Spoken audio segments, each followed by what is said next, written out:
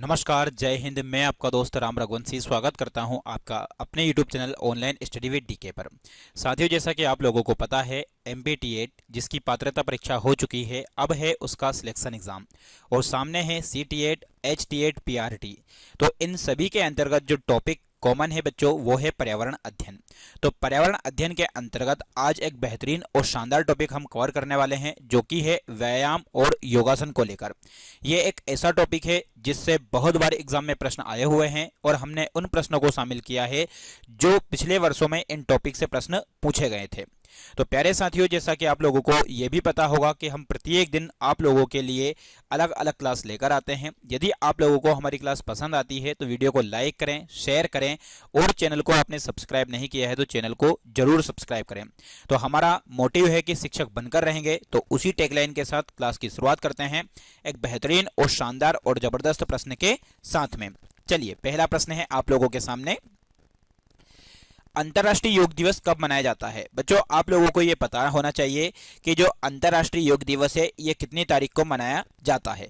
25 जून को मनाया जाता है, 22 जून को मनाया जाता है, 21 जून को या 20 जून को। तो अंतर्राष्ट्रीय योग दिवस की यदि हम बात करें बच्चों, तो ये मनाया जाता है कितनी जून को? 21 जून को मनाया जाता है, जो कि वेरी वेरी मोस्ट इंपॉर्टेंट है। वहीं आपको यह बात भी पता होगा कि जो 5 जून है, इस 5 जून को हम कौन सा दिवस मनाते हैं? तो 5 जून को जो मनाया जाता है जून के महीने में, वो मनाया जाता है पर्यावरण दिवस। कौन सा दिवस मनाया जाता है? पर्यावरण दिवस मनाया जाता है। ये आप लोगों को ध्यान रखना है।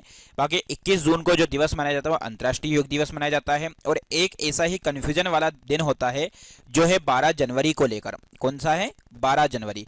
तो 12 जनवरी को जो है वो कौन सा दिवस मनाते हैं? तो बच्चों ध्यान रखिएगा, 12 जनवरी को जो दिवस मनाया जाता है वो है युवा दिवस, जो कि स्वामी विवेकानंद जी की स्मृति में मनाया जाता है, यानी कि उनके याद में, उनके जन्म उत्सव के याद में ये मनाया जाता है। तो 12 जनवरी को युवा दिवस, 5 जून को पर्यावरण दिवस और 21 जून को जो मनाया जाने वाला दिवस है बच्चों, वो कौन सा है? अंतर्राष्ट्रीय योग दिवस है। चलिए, अगला प्रश्न है आपके सामने। अंतर्राष्ट्रीय योग दिवस की शुरुआत किस देश से हुई है? आपको यह बताना है कि अंतर्राष्ट्रीय योग दिवस की शुरुआत जो है वो किस देश के द्वारा की गई थी। तो इसकी शुरुआत चीन के द्वारा, अमेरिका के द्वारा, भारत के द्वारा, जापान के द्वारा। तो अंतर्राष्ट्रीय योग दिवस की शुरुआत की यदि हम बात करें तो अंतर्राष्ट्रीय योग दिवस की शुरुआत जिस देश के द्वारा की गई थी बच्चों, वो देश अपना कौन सा है? भारत है। ये आप लोगों को ध्यान रखना है। ठीक, तो इस प्रश्न का जो सही जवाब हो जाएगा वो हो जाएगा ऑप्शन नंबर 3, जो कि अपना कौन है? भारत। भारत के बारे में आप लोगों को पता होगा, इसके बहुत सारे नाम है। जैसे कि हम बात करें हिंदुस्तान, इसको हम कहते हैं। भारत के जो अन्य नाम है, ठीक, हिंदुस्तान के अलावा इसे हम जम्बू द्वीप का हिस्सा भी बोलते हैं, जम्बू द्वीप का हिस्सा। ठीक, वहीं और यदि हम बात करें कि इसके अलावा और क्या नाम से जानते हैं हम इसको, तो जम्बू द्वीप के अलावा यदि देखा जाए तो इसे हम बोलते हैं आर्यावर्त। क्या बोलते हैं बच्चों? आर्यावर्त भी कहते हैं। ये आप लोगों को ध्यान रखना है। ठीक सर, और भी है क्या? जी बिल्कुल, इसका एक और नाम जो कि अपने को पता है, इंडिया है। इंडिया के अलावा हम अपने भारत को और क्या कहते हैं? सोने की चिड़िया कहते हैं। तो ये सारे के सारे जो नाम हैं वो अपने भारत के हैं। ये आप लोगों को ध्यान रखना है। ठीक, वहीं यदि हम बात करें बच्चों तो जापान की जो राजधानी है वो क्या है? जापान की राजधानी है टोक्यो, जो कि वेरी वेरी मोस्ट इंपॉर्टेंट है। ये आपको ध्यान रखना है। ठीक, चलिए अगला प्रश्न है तीसरा। थायराइड ग्रंथि के लिए कौन सा आसन उत्तम है? जो थायराइड ग्रंथि, अब ये थायराइड ग्रंथि कहां पर है? तो बच्चों आप लोगों को पता है कि एक तरीके से जो गला है, क्या है? गला। इस गले में जो रोग होता है, कहीं ना कहीं आपने देखा होगा, कौन सा? घेंगा रोग होता है। कौन सा होता है? घेंगा रोग होता है। तो घेंगा रोग क्या होता है? तो एक तरीके से थायराइड ग्रंथि का क्या हो जाना? बढ़ जाना, तो वो होता है घेंगा रोग। एक तरीके से दूसरा आपने देखा होगा, गलगंड रोग जो होता है, ये भी गले से संबंधित है। किससे संबंधित है? गले से। तो ये किसकी वजह से होता है? तो ये आयोडीन की कमी की वजह से होता है। किसकी कमी से? आयोडीन की कमी से जो रोग होता है वो आप लोगों के सामने मैंने लिखा है। अब इसको दूर करने के लिए, यानी कि थायराइड ग्रंथि के लिए कौन सा आसन, यानी कि इसको सही करने के लिए कौन सा आसन जरूरी है या कौन सा आसन अच्छा है? मयूरासन है, शशकासन है, सर्वांगसन है, धनुरासन है। तो बच्चों इस प्रश्न का जो सही जवाब है वो है सर्वांगसन। कौन सा है? सर्वांगसन है। ये आप लोगों को ध्यान रखना है, जो कि वेरी वेरी मोस्ट इंपॉर्टेंट है। वहीं जो थायराइड ग्रंथि है, इसके द्वारा हार्मोन्स कौन सा स्त्रावित होता है? तो इसके द्वारा जो हार्मोन स्त्रावित होता है वो थायरोक्सिन है। कौन सा हार्मोन है? थायरोक्सिन हार्मोन है। बच्चों ये ध्यान रखना है, बहुत बार एग्जाम में पूछा जाता है। चलिए अगला प्रश्न है आप लोगों के सामने, क्वेश्चन नंबर 4। तो निम्न में से वेदों की संख्या कितनी है? आप लोगों को यहां पर बताना है बच्चों कि वेदों की संख्या कितनी है। ऑप्शन में है 2, 3, 5, 4। तो यहां पर आप लोगों को पता होना चाहिए कि जो वेदों की संख्या दे रखी है बच्चों, कितनी दे रखी है। यहां पर हमारे भारतीय वेदों के अनुसार देखें, भारतीय परंपरा के अनुसार देखें तो जो वेदों की संख्या है बच्चों वो कितनी संख्या है, तो वेदों की संख्या जो है वो है 4। अब यहाँ पर 4 वेद आप लोगों को पता होना चाहिए कि 4 वेद कौन कौन से हैं। तो 4 वेद की यदि हम बात करें तो यहाँ पर पहला वेद जो है आप लोगों को ये भी पता होगा, तो पहला जो वेद है वो कौन सा है, ऋग्वेद है। ठीक, वहीं ऋग्वेद के बाद दूसरा वेद जो है वो कौन सा है, सामवेद है। सामवेद के बाद कौन सा वेद है, तो वो आपको पता होना चाहिए कि एक जो वेद है यजुर्वेद है। यजुर्वेद के अलावा और कौन सा वेद है, तो वो है अथर्ववेद। इस प्रकार से वेदों की संख्या जो है अथर्ववेद। इस प्रकार से वेदों की संख्या कितनी है, 4। सबसे पुराना वेद यदि कौन सा है, तो पुराना कौन सा है, ऋग्वेद है। और वहीं सबसे एक तरीके से देखा जाए नवीन जो वेद है वो कौन सा है, वो है अथर्ववेद। वहीं यदि हम बात करें कि जो संगीत के बारे में जो हमें संगीत का जनक कहा जाता है वो कौन सा वेद है, तो सामवेद है। यज्ञ के बारे में जिस वेद में हमें जानकारी मिलती है वो यजुर्वेद है। और वहीं यदि देखा जाए तो ऋग्वैदिक काल के बारे में जानकारी मिलती है तो वो कौन सा वेद है, तो वो है ऋग्वेद है। ठीक, चलिए अगला प्रश्न है आप लोगों के सामने, क्वेश्चन नंबर 4 के बाद है 5। वेदों को कितने भागों में बांटा गया है, 2, 4, 6, 8। तो यहां पर वेदों को कितने भागों में बांटा गया है, तो 4 भागों में बांटा गया है। दोनों तरीके से आप लोगों से पूछा जा सकता है, मैंने दोनों तरीके से आपको ये बता दिया है। ठीक, चलिए अगला प्रश्न है 6। निम्न में से योग के कौन से आधार महत्वपूर्ण हैं। यहां पर आप लोगों को है बताना है कि योग के कौन से आधार महत्वपूर्ण हैं, तो नैतिक है, सामाजिक है, एवं भी दोनों या उपरोक्त में से कोई नहीं। तो योग के जो आधार हैं वो नैतिक भी है और सामाजिक भी है, इसलिए इस प्रश्न का सही जवाब हो जाएगा तीसरे का, क्या भैया, 6 का हो जाएगा तीसरा। ठीक, ए और बी दोनों। चलिए अगला प्रश्न है आपके सामने, योग में किन किन शक्तियों का विकास कर सकते हैं। आप लोगों ने देखा है कि योग जो होता है इसके द्वारा हम कौन कौन सी शक्तियों का विकास कर सकते हैं, तो मानसिक शक्ति का, गुप्त का, शारीरिक का या उपरोक्त सभी। तो योग करने से एक तरीके से शरीर में जो विकार होता है वो सभी दूर होते हैं, तो इसलिए मानसिक भी, गुप्त भी और शारीरिक भी। इसलिए इस प्रश्न का सही उत्तर हो जाएगा भैया ऑप्शन नंबर डी, यानी कि उपरोक्त सभी। चलिए अगला प्रश्न है, मन में अंगों को कितने भागों में बांटा गया है। तो यहां पर आप लोगों को बताना है भैया कि मन में जो है अंगों को कितने भागों में बांटा गया है। तो यहां पर 8वें प्रश्न का जो उत्तर हो जाएगा वो हो जाएगा बच्चों कौन सा, ऑप्शन नंबर 3। तो यहां पर मन को जो है या मन में अंगों को जो बांटा गया है वो कितने भागों में बांटा गया है, 3 भागों में बांटा गया है। ये आप लोगों को ध्यान रखना है। ठीक है, अब यहां पर जो है 3 भागों में बांटा गया है तो वो कौन कौन से हैं, तो ये मैं आप लोगों को बता दूं। एक तो होता है सचेतन, कौन सा, सचेतन। दूसरा एक और यदि देखोगे तो वो होता है भैया अचेतन। और कौन सा है, तो एक जो होता है भैया उसे बोलते हैं अर्धचेतन। क्या बोलते हैं, अर्धचेतन कहते हैं, या फिर इसी अर्धचेतन को एक और नाम से पूर्व चेतन भी कहते हैं, पूर्व चेतन। तो यहां पर आप लोगों को ध्यान रखना है कि मन में अंगों को कितने भागों में बांटा गया है, तो मन में अंगों को 3 भागों में बांटा गया है। ये किसने बांटा है, तो एक मनोवैज्ञानिक थे जिनका नाम था फ्रायड। एक मनोवैज्ञानिक थे जिनका नाम क्या था, फ्रायड जो है, इन्होंने मन को कितने या मन में अंगों को कितने भागों में बांटा है, तो 3 अंगों में बांटा है ये। ठीक, चलिए अगला प्रश्न है, योग कितने प्रकार का होता है। ये आप लोगों को बताना है भैया कि जो योग होता है ये योग कितने प्रकार का होता है। तो क्वेश्चन नंबर 9 का आंसर है पहला, यानी कि 5, 4, 6, 2। तो यहां पर योग जो प्रकार होते हैं बच्चों वो प्रकार होते हैं कितने, 4। कितने होते हैं, 4 होते हैं। हालांकि अलग अलग जगह पर इनके अलग अलग प्रकार भी कहे गए हैं, लेकिन सामान्यतः जैसे जो योग होते हैं उनमें जो मुख्य रूप से दे रखे हैं वो कौन कौन से दे रखे हैं मैं आप लोगों को बता दूं। वैसे तो इनके 4 प्रकार नॉर्मली है, लेकिन इनको कई प्रकार से भी बांट सकते हैं, ये आपको बता रहा हूं मैं। ठीक, जैसे कि आपने देखा होगा राजयोग होता है, कौन सा, राजयोग। राजयोग के अलावा एक होता है कर्मयोग। कौन सा योग होता है, कर्मयोग। एक जो योग होता है उसे हम बोलते हैं भक्ति योग।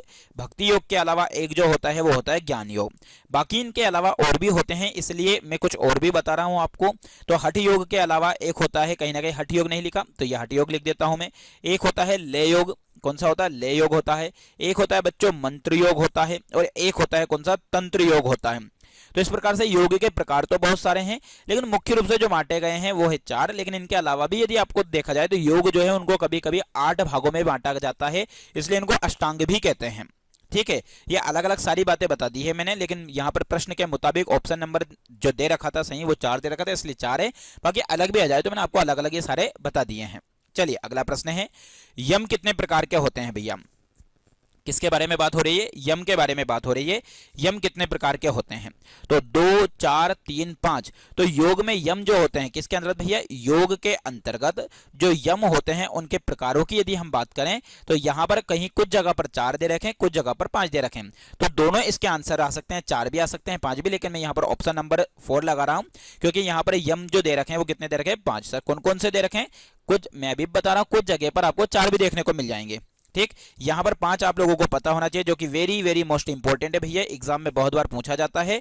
एक है अहिंसा, कौन सा है? अहिंसा है। ठीक, अहिंसा के अलावा एक है सत्य है, सत्य के अलावा एक ब्रह्मचर्य है, ब्रह्मचर्य, ब्रह्मचर्य। सर ब्रह्मचर्य के अलावा और क्या है? तो एक है अपरिग्रह, अपरिग्रह, अपरिग्रह। तो इस प्रकार से यह हो गया कितने? लगभग आपके 4 है। तो यहां पर आप लोगों को मैंने अलग अलग बता दिया, अहिंसा है, अहिंसा है, सत्य है, अस्त्य है, अस्त्य नहीं लिखा है ना, यह है अस्त्य। तो इस प्रकार से कितने हो गए? ये 5 हो गए। चलिए अगला प्रश्न है आपके सामने, क्वेश्चन नंबर 11। किस भाषा से योग शब्द की उत्पत्ति हुई है? बहुत अच्छा प्रश्न है भैया कि ऐसी कौन सी भाषा है जिससे योग शब्द की उत्पत्ति हुई है? हिंदी, संस्कृत, अंग्रेजी, उपरोक्त सभी। तो इस प्रश्न का सही उत्तर हो जाएगा 11वें का ऑप्शन नंबर 2, यानी कि संस्कृत से हुई है। चलिए, प्रसिद्ध ग्रंथ योग सूत्र के रचिता है, यानी कि जो प्रसिद्ध ग्रंथ है योग सूत्र, इस योग सूत्र के जो रचिता है वो कौन है, ये आप लोगों को बताना है। तो यहां पर ऑप्शन के मुताबिक है राजा भोज, पतंजलि, वेदव्यास या उपरोक्त में से कोई नहीं।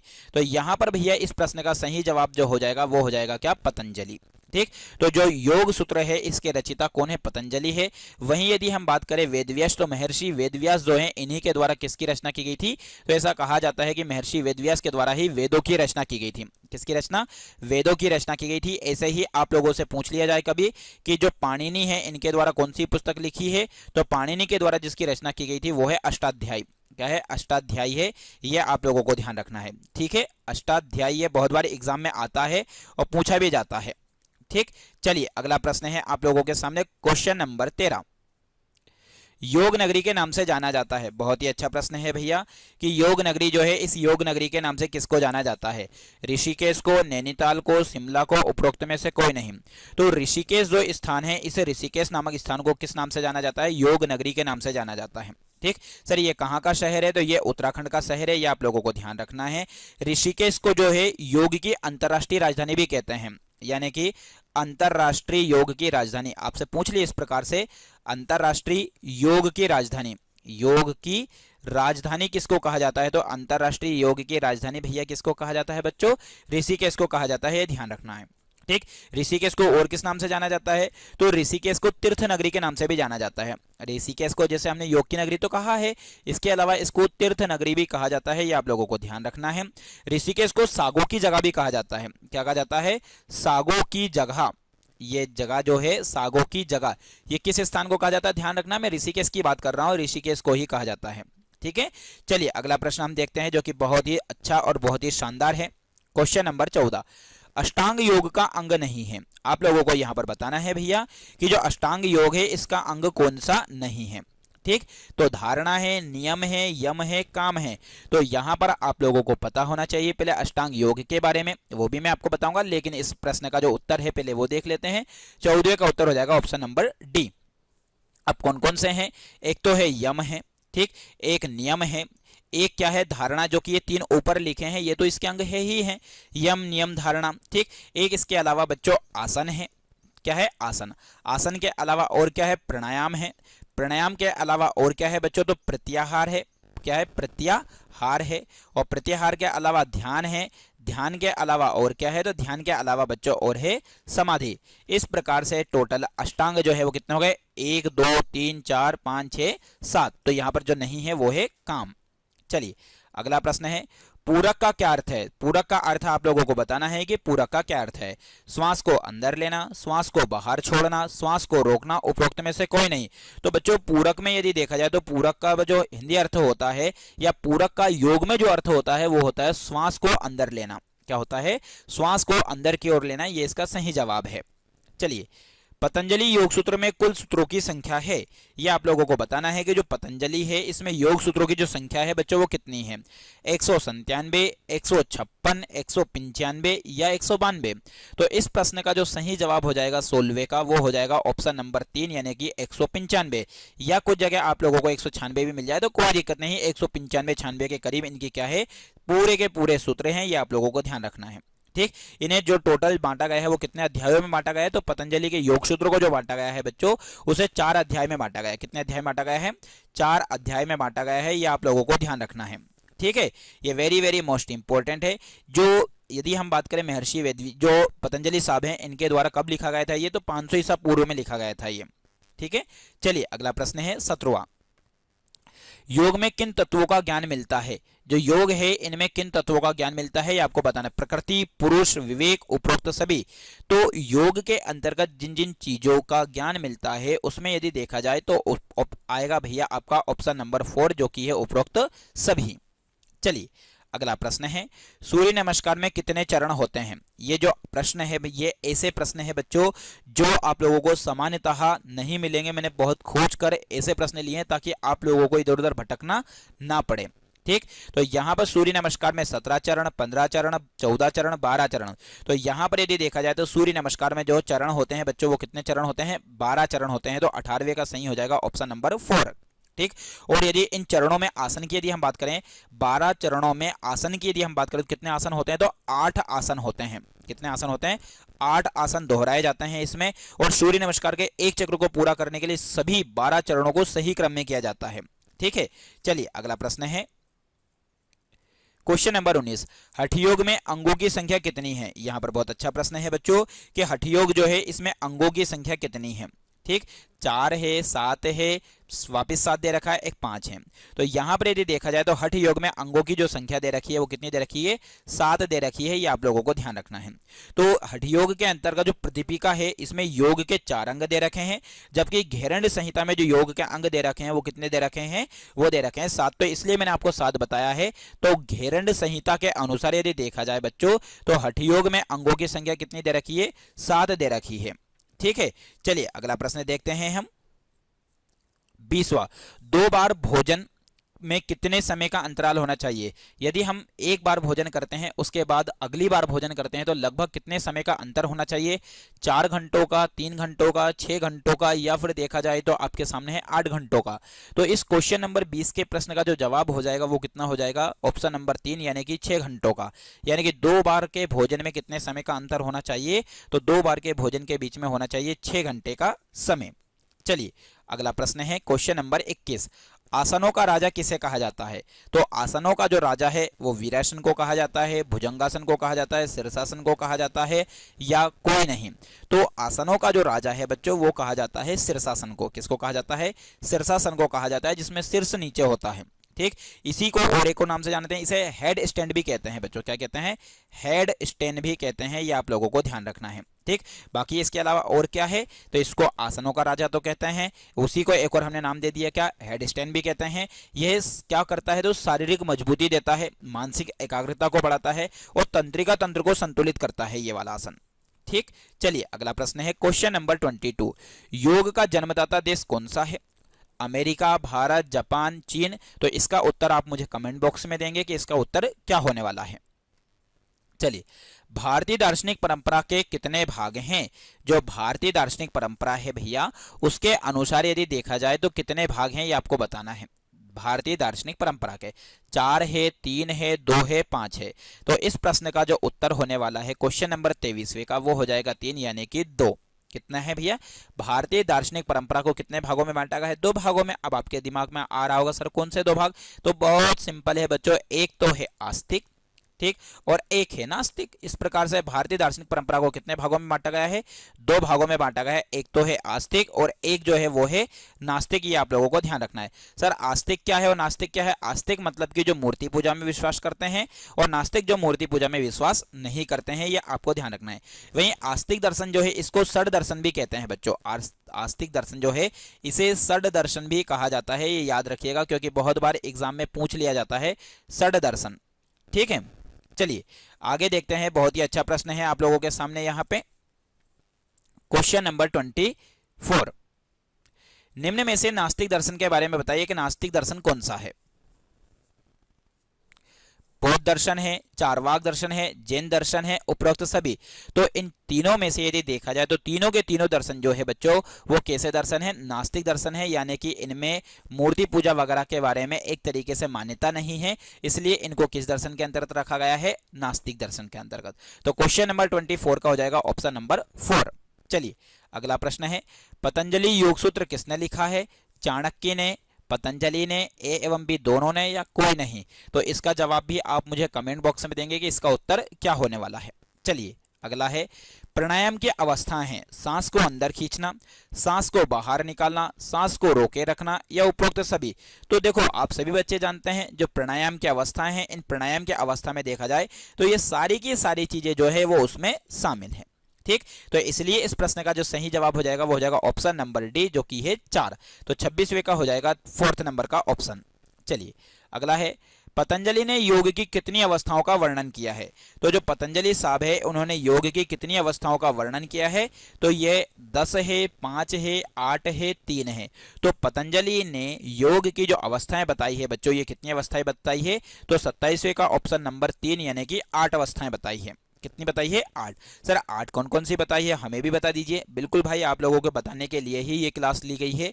देखो एक तो बताई है उन्होंने यम, ठीक, दूसरा इन्होंने बताया है नियम, तीसरा बताया इन्होंने आसन, ठीक, अगला बताया है इन्होंने प्राणायाम, प्राणायाम, अगला है प्रत्याहार, प्रत्याहार, ये एक बार और बता चुका हूं मैं आपको, ठीक है। अगला है धारणा, धारणा, ठीक, एक है ध्यान और एक है भैया समाधि। तो इस प्रकार से टोटल कितने हो गए, ये 8 हो गए। 8 तो 1 2 3 4 5 6 7 8, इस प्रकार से यहाँ पर कितने हो गए, 8।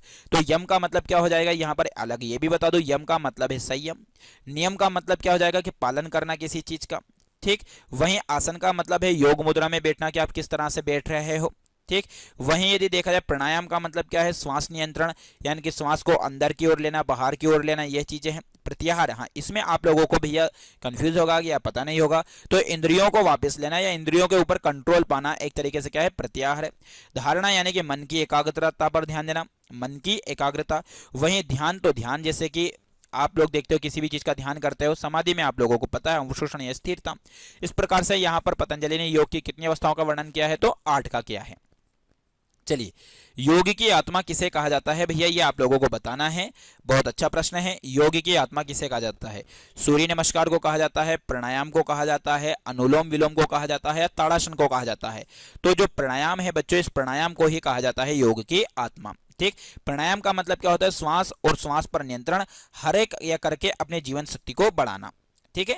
जीवन शक्ति को बढ़ाने के लिए श्वास को अंदर बाहर करने की जो प्रक्रिया है वही एक तरीके से क्या है, प्राणायाम है। और एक तरीके से योग जो है बच्चों, इस योग का उद्देश्य क्या है, जीव का परमात्मा के साथ क्या है, मिलन है, ठीक है। चलिए, भगवान शिव को योग का प्रवर्तक माना जाता है, यह भी ध्यान रखिएगा, बहुत बार एग्जाम में आता है कि कौन ऐसे देवता हैं जिन्हें योग का प्रवर्तक माना जाता है।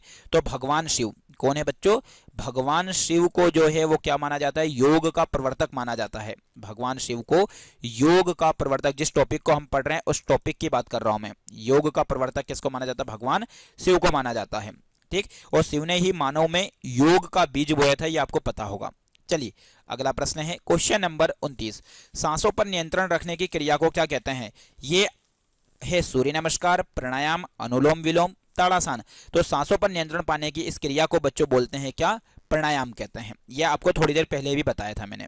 चलिए अगला है, निम्न में से एकाग्रता को बढ़ाने के निम्न में से सबसे अच्छा योग है, यानी कि एकाग्रता को यदि हम बढ़ाएंगे तो उसके लिए सबसे अच्छा योग कौन सा है, राजयोग है या फिर ज्ञान योग है, भक्ति योग है, उपरोक्त में से कोई नहीं।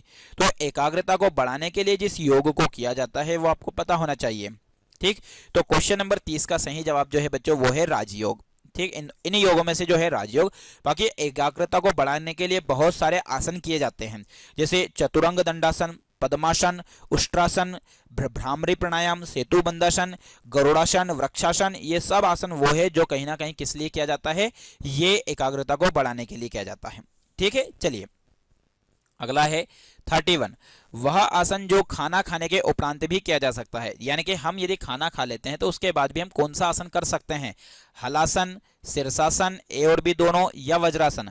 तो इसमें हम खाना खाने के बाद भी जो आसन कर सकते हैं बच्चों वो है कौन सा, वज्रासन कर सकते हैं, ये आपको ध्यान रखना है। हाँ, ये बैठने की मुद्रा होती है जिसमें पैर को फोल्ड करके आसानी से बैठा जा सकता है। तो 31 का हो जाएगा ऑप्शन नंबर 4 हो जाएगा। चलिए अगला प्रश्न है, उपरोक्त में से प्राणायाम का प्रकार नहीं है, ऐसा कौन है भैया जो प्राणायाम का प्रकार नहीं है, ये आपको मुझे बताना है। तो ऑप्शन में है आप लोगों के सामने यहाँ पे क्या, अस्ते, सूर्यभेदी, प्लाविनी या उपरोक्त सभी। तो यहाँ पर क्वेश्चन नंबर 32 का जो सही उत्तर हो जाएगा वो हो जाएगा क्या, ये हो जाएगा अस्ते, क्योंकि ये जो है प्राणायाम का प्रकार नहीं है, ये मैंने आप लोगों को बताया है, ये योग में से कोई एक है। क्या है भैया, ये योग में से कोई एक है, ये आपको पता होना चाहिए। ठीक, चलिए बहुत अच्छे प्रश्न आप लोगों के लिए यहाँ पर लिए गए हैं। हर एक प्रश्न की मैं यहाँ पर आप लोगों को बच्चों डिटेल दे रहा हूँ। तो बस इतना करना कि वीडियो को लाइक करें, शेयर करें और चैनल को जरूर सब्सक्राइब करें। प्राणायाम की यदि हम बात करें तो प्राणायाम के बहुत सारे प्रकार होते हैं। ठीक, उनमें यदि देखा जाए तो प्राणायाम के प्रकार में एक प्रकार आपके सामने जैसे दो तो ये लिखे हैं, और यदि देखा जाए भस्त्रिका एक प्रकार होता है। ठीक, वहीं कपालभाति एक प्रकार होता है। कपालभाति ये किसके प्रकार हैं, ये प्राणायाम के प्रकार हैं भैया। अनुलोम विलोम आपको पता है क्या है, अनुलोम विलोम ये भी प्राणायाम का प्रकार है। अनुलोम विलोम के अलावा और क्या है, तो भ्रामरी भी एक प्राणायाम का प्रकार है बच्चों। क्या है, भ्रामरी। वहीं शीतली भी एक प्रकार से प्राणायाम का प्रकार है, शीतली। चलिए, और एक जो प्राणायाम जो कि बहुत ज्यादा इंपॉर्टेंट है बच्चों वो है उज्जाई। ठीक, चलिए तो आगे बढ़ते हैं। अगला अच्छा प्रश्न है आप लोगों के सामने, क्वेश्चन नंबर 33। योग का अर्थ है एक व्यायाम मात्र, स्वयं को विचलित करने की एक विधि, वास्तविकता से पलायन, स्वयं को ऊपर उठाने की क्रिया। तो बच्चों योग का अर्थ होता है स्वयं को ऊपर उठाने की प्रक्रिया। ठीक, तो क्वेश्चन नंबर 33 का हो जाएगा ऑप्शन नंबर 4। चलिए, धनुरासन जो दे रखा है के क्या फायदे हैं। जो धनुरासन होता है इसके बारे में आपको पता होना चाहिए कि इसके फायदे क्या क्या होते हैं। ठीक है, तो यहां पर आप लोगों के सामने जो दे रखा है उसकी यदि हम बात करें तो यह गले को नई ऊर्जा देता है। ठीक, यह ट्यूमर को ठीक करता है, इससे पेट की परेशानी दूर होती है। तो ये जो धनुरासन होता है ये हठ योग का एक प्रमुख आसन है। पहली बात तो ये कौन से योग का, जो हठ योग है इसी हठ योग का एक आसन है ये। ठीक, वहीं यदि देखा जाए तो इससे बहुत सारी जो विपदाएं होती है, विकार होते हैं वो दूर होते हैं। ये इसे धनुरासन क्यों कहते हैं, क्योंकि इसमें जो आसन किया जाता है वो धनुष के समान बनकर किया जाता है। ठीक, तो इसलिए इस प्रश्न का सही उत्तर हो जाएगा पहला, दूसरा, तीसरा, यानी कि तीनों काम इससे होते हैं भैया। 34 का हो जाएगा ऑप्शन नंबर क्या, 2। चलिए अगला है, समुद्री ध्वनि तरंगों या तरंगों की ध्वनि की नकल करने के बारे में कौन सा प्राणायाम है। यानी कि समुद्र में जो लहरें वगैरह उठती है या उनसे जो तरंग उत्पन्न होती है तो उसकी नकल करने के लिए कौन सा प्राणायाम जरूरी है। कपालभाति प्राणायाम, शीतली प्राणायाम, दीर्घाया प्राणायाम या उज्जयी प्राणायाम। तो बच्चों इस प्रश्न का सही जवाब हो जाएगा 35वें का 3, जिसे हम कहते हैं उज्जयी प्राणायाम, जो भी थोड़ी देर पहले ही मैंने आप लोगों को बताया था। चलिए अगला प्रश्न है, योग जीवन की आत्मा का मिलन है, यह परिभाषा किसमें दी है। यह आप लोगों को बताना है कि जो योग है वो योग ही जीवन की आत्मा का मिलन है। वेदांत में कहा है, उपनिषद में कहा है, या फिर हम देखें आप लोगों के सामने भैया क्या है, न्याय में कहा गया है। बताओ किस में कहा गया है। ठीक, तो यहां पर आपका जो सही जवाब हो जाएगा बच्चों वो हो जाएगा क्या, तो ऑप्शन नंबर जो है वो हो जाएगा आप लोगों के सामने क्या, सही। सर ऑप्शन नंबर 1 क्या है, तो यहां पर है वेदांत। तो योग जीवन की आत्मा है, ये कहां पर कहा गया है, तो ये कहा गया है कितने, वेदांत में।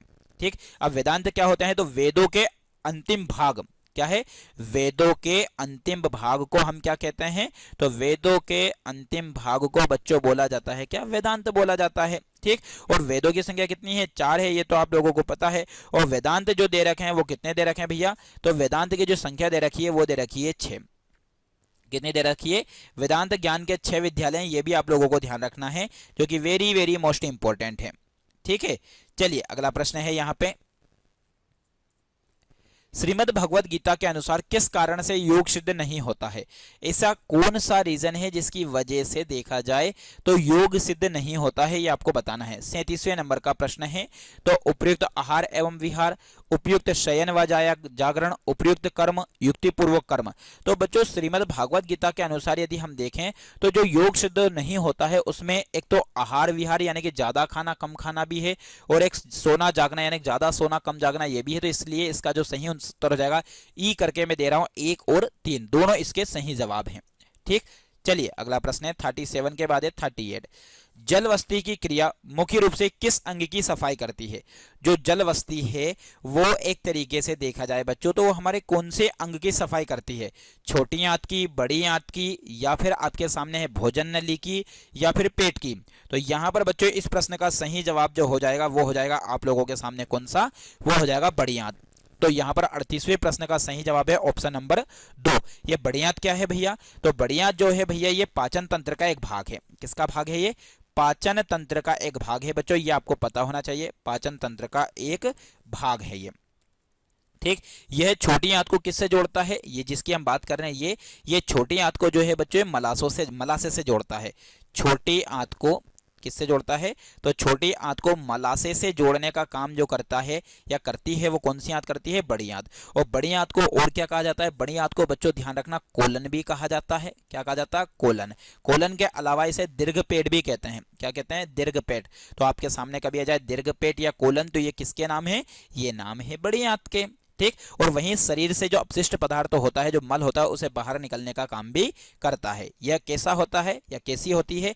तो यह जो आंत है इसकी यदि हम बात कर रहे हैं तो यह उल्टे यू आकार की होती है। किसके आकार की होती है? ये उल्टे यू आकार की होती है, यह आपको ध्यान रखना है, ठीक। और पाचन तंत्र का आखिरी भाग जो है वो है बड़ी आंत, ठीक। चलिए अगला प्रश्न है आपके सामने 39। लाल रक्त कोशिकाओं का जीवन काल कितने दिन का होता है? तो लाल रक्त कोशिकाओं का जीवन काल जो है आपको यहाँ पर बताना है। यहाँ पर बात हो रही है किसकी? आपके सामने लाल रक्त कोशिका की, रेड ब्लड सेल्स के बारे में बात हो रही है। 120 दिन, 130 दिन, 150 दिन, 160 दिन। तो यहाँ पर रेड ब्लड सेल्स या लाल रक्त कोशिकाओं की यदि हम बात करें तो रक्तों का एक घटक होता है, ठीक। इन्हें और किन नाम से जाना जाता है? तो लाल रक्त कोशिकाओं को बच्चों एरिथ्रोसाइट भी कहते हैं। एरिथ्रोसाइट, ये बहुत ज्यादा महत्वपूर्ण प्रश्न है, एरिथ्रोसाइट, ठीक। चलिए वहीं यदि देखा जाए तो इनका निर्माण कहाँ पर होता है? तो इनका निर्माण जो होता है बच्चों वो होता है अस्थि मज्जा में। कहाँ पर होता है ये जो बनती है ये कहाँ पर बनती है? अस्थि मज्जा में बनती है, ये आपको ध्यान रखना है। वहीं लाल रक्त कोशिकाओं में ही यदि देखा जाए तो क्या होता है? हीमोग्लोबिन नाम का प्रोटीन होता है। कौन सा होता है? हीमोग्लोबिन, जिसकी वजह से जो हमारा ब्लड है उसका रंग कैसा होता है बच्चों? लाल होता है। तो इसका सही जवाब हो जाएगा ऑप्शन नंबर 1, 120 दिन, ठीक। चलिए अगला प्रश्न है 39 का हो गया जी भैया। चलिए वृद्धि हार्मोन को स्त्रावित करने वाली ग्रंथि, यानी कि जो वृद्धि हार्मोन है इसको स्त्रावित करने वाली जो ग्रंथि है वो कौन सी ग्रंथि है? बताइए भैया। नहीं पता? मैं आपको बताता हूं। अधिवृक्क ग्रंथि, पीयूष ग्रंथि, थाइमस ग्रंथि, अग्नाशय ग्रंथि। तो यहाँ पर वृद्धि हार्मोन को स्त्रावित करने वाली जो ग्रंथि है उस ग्रंथि का नाम है पीयूष ग्रंथि। कौन सी ग्रंथि है? पीयूष ग्रंथि है, ये आप लोगों को पता होना चाहिए। यहाँ पर जितने भी मैंने क्वेश्चन आप लोगों को बताए हैं हर एक क्वेश्चन की यहाँ पर मैंने आप लोगों को डिटेल दी है।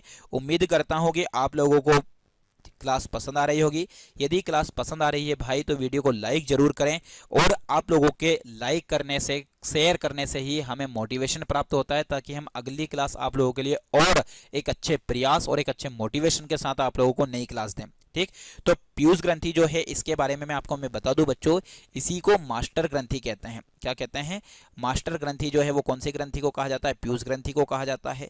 वहीं यह एक अंतःस्रावी ग्रंथि, ग्रंथि दो प्रकार की, एक तो अंतःस्रावी और एक बाह्यस्रावी। तो ये कैसी ग्रंथि है? तो ये अंतःस्रावी ग्रंथि है। कैसी है ये? अंतःस्रावी ग्रंथि है, ये आप लोगों को ध्यान रखना है। जो मस्तिष्क के आधार में स्थित होती है। कहां पर स्थित होती है ये? मस्तिष्क जो होता है उस मस्तिष्क का जो आधार होता है भैया वहां पर ये रहती है, ये आपको ध्यान रखना है। और बहुत सारे कार्यों का क्या करती है? या नियंत्रण करती है, इसीलिए इसको मास्टर ग्रंथि कहते हैं, ठीक। चलिए अगला प्रश्न है 41। अधिक समय तक प्रतिरोध पर नियंत्रण प्राप्त करने की क्षमता कहलाती है। बहुत ज्यादा समय तक प्रतिरोध पर नियंत्रण प्राप्त करने की क्षमता क्या कहलाती है? गति, सामर्थ्य, लचीलापन, सहन शक्ति। तो क्वेश्चन नंबर 41 का जो सही जवाब है वो है ऑप्शन नंबर 3, यानी कि सहन शक्ति। यदि किसी व्यक्ति को गुस्सा आ रहा है और उसके बाद भी वो अपने आप को कंट्रोल करके रख रहा है तो भैया वो क्या है? सहन शक्ति है, ठीक। चलिए अगला है, प्रतिरोध को दूर करने की क्षमता को क्या कहा जाता है? ये जो प्रतिरोध है इसको दूर करने की क्षमता को हम मांसपेशियों की शक्ति, पेशी सहन शक्ति, शारीरिक संरचना, लचीलापन। तो बच्चों इस प्रश्न का जो जवाब हो जाएगा 41 का वो हो जाएगा मांसपेशियों की शक्ति है। चलिए अगला है आपके सामने, निम्नलिखित में से कौन सुयोग्यता का भाग नहीं है? शारीरिक सुयोग्यता, सामाजिक सुयोग्यता, मानसिक सुयोग्यता या चिंता। तो यहाँ पर आप लोगों को बताना है, क्या बताना है? कि जो सुयोग्यता है इसका भाग कौन सा नहीं है। प्यारे साथियों, जो आप लोगों के लिए यहाँ पर क्लास बनाई जा रही है ये आपको मैंने स्टार्टिंग में ही बताया है कि किस चीज़ के लिए आपको पढ़ाया जा रहा है। ये MPTET की जो पात्रता परीक्षा हुई है उसमें सिलेक्शन जो होता है, सिलेक्शन एग्ज़ाम जो होती है उसके लिए, CTET के लिए, HTET के लिए, जितनी भी TET की एग्ज़ाम होती है उन सभी में पर्यावरण अध्ययन कॉमन दे रखा है और उसी में से एक टॉपिक लिया है हमने, व्यायाम और योगासन। तो उसको आज हम पढ़ रहे हैं। यहाँ पर सुयोग्यता का मतलब क्या होता है भैया? तो सुयोग्यता का मतलब होता है बहुत योग्य, लायक या काबिल होना। सुयोग्यता का मतलब क्या होता है? या तो बहुत योग्य हो जाएगा, कोई व्यक्ति जो होता है वो बहुत योग्य है, या फिर कह सकते हैं हम कि वो लायक हो सकता है, या फिर हम बच्चों उनको बोल सकते हैं काबिल होना। क्या होना? काबिल होना।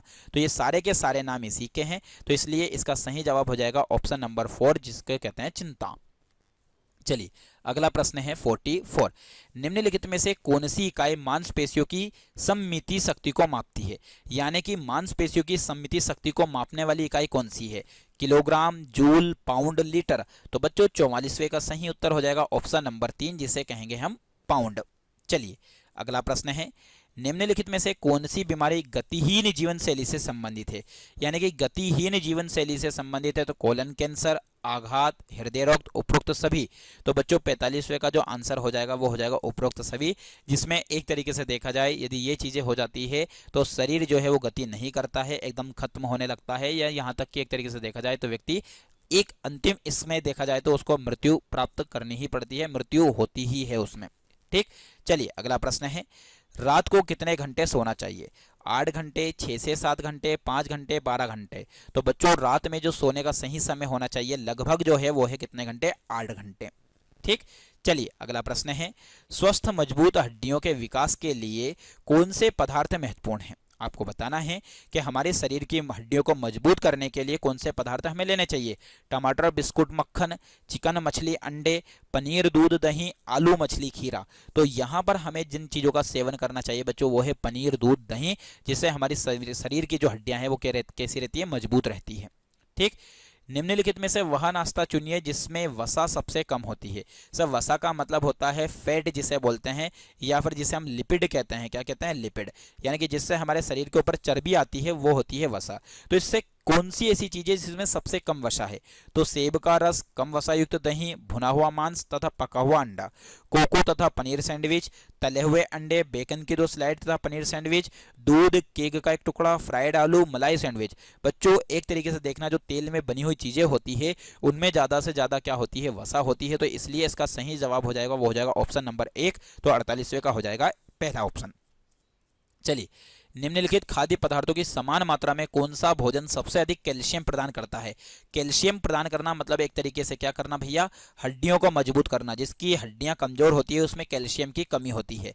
तो दूध, गोभी, केक, अनाज। तो जिससे शरीर में कैल्शियम की मात्रा ज़्यादा प्राप्त होती है बच्चों वो होता है दूध। इसलिए ज़्यादा से ज़्यादा जिसको कहीं ना कहीं कैल्शियम की कमी होती है उसको दूध पीने की सलाह दी जाती है।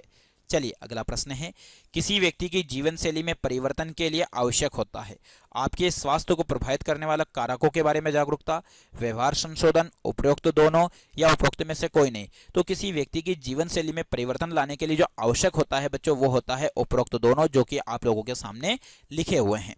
ठीक, चलिए अगला प्रश्न है, एक व्यक्ति को दिन में कितने मिनट चलना चाहिए? यदि हमें स्वस्थ रहना है तो हमें लगभग कितने समय तक चलना चाहिए? 30 मिनट, 40 मिनट, 20 मिनट, 1 घंटा। तो बच्चों इसका सही जवाब हो जाएगा ऑप्शन नंबर 3 यानी कि 20 मिनट। चलिए आज का आखिरी सवाल है आप लोगों के लिए और बहुत ही शानदार और ज़बरदस्त प्रश्न है कि आंखों के लिए कौन सा विटामिन अच्छा होता है? विटामिन डी, विटामिन के, विटामिन ए, विटामिन सी। तो आंखों के लिए जो सबसे अच्छा विटामिन है बच्चा वो है विटामिन ए। इसकी कमी से जो रोग होता है वो कौन सा रोग होता है? रतौंधी। वही विटामिन डी की कमी से कौन सा रोग होता है बच्चों? तो विटामिन डी की कमी से होता है रिकेट्स रोग। और विटामिन के जो होता है इसकी कमी से जो रोग होता है तो रक्त का थक्का ना जमना, रक्त का थक्का ना जमना। ठीक, और वहीं यदि देखा जाए तो एक तरीके से भैया क्या विटामिन सी से जो रोग होता है वो कौन सा? स्कर्वीन की कमी से। ठीक, तो आज की क्लास में हमने टोटल 52 प्रश्न की चर्चा की है। उम्मीद करता हूं कि आपको वीडियो पसंद आया होगा। वीडियो यदि पसंद आया है तो भैया वीडियो को लाइक करें, शेयर करें, और आप लोगों के लाइक शेयर करने से ही हमें मोटिवेशन प्राप्त होता है। प्यारे साथियों, आप सभी लोगों का जुड़ने के लिए बहुत बहुत धन्यवाद। जय हिंद, जय भारत।